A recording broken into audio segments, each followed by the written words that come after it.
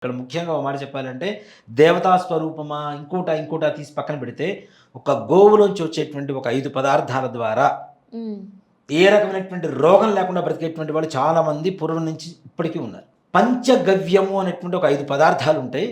అవును. పంచగవ్య. గోమయం, గోమూత్రం, గోక్షీరం, గోదధి, గోఘృతం. ఆవు హ్మ్. పాలు, ఆవు పెరుగు, ఆవు నెయ్యి, ఆవు పేడ, ఆవు గోమూత్రం. ఈ 5 కలిపితే పంచగవ్యము అంటారు. గవ్యము అంటే ఆవు. అవును. పంచ అంటే 5. 5. ఆవు నుంచి వచ్చేటువంటి 5 రకాల 5 పదార్థాలు. పదార్థాలు. ఆ మంత్రం ఒకటి ఉంటుంది నాన్న. పంచగవ్యం తీసుకునేటప్పుడు ముఖ్యంగా మన ప్రతిష్టలు, బ్రహ్మోత్సవాలు, కళ్యాణోత్సవాలు ఇట్లాంటి మహాయాగాలు చేసే సమయంలో తప్పనిసరిగా పంచగవ్య ప్రాసన అని చెప్పి ఒక విధానం ఉంటుంది. హ్మ్. ఈ పంచగవ్య ప్రాసన ఎందుకు చేస్తారు అనేటువంటిది నాకు చిన్నప్పుడు నాకు తెలియనటువంటి వ్యవహారం. 5 పెడుతున్నారే యాక్ యాక్ అనుకునేవాడిని నేను చిన్నప్పుడు.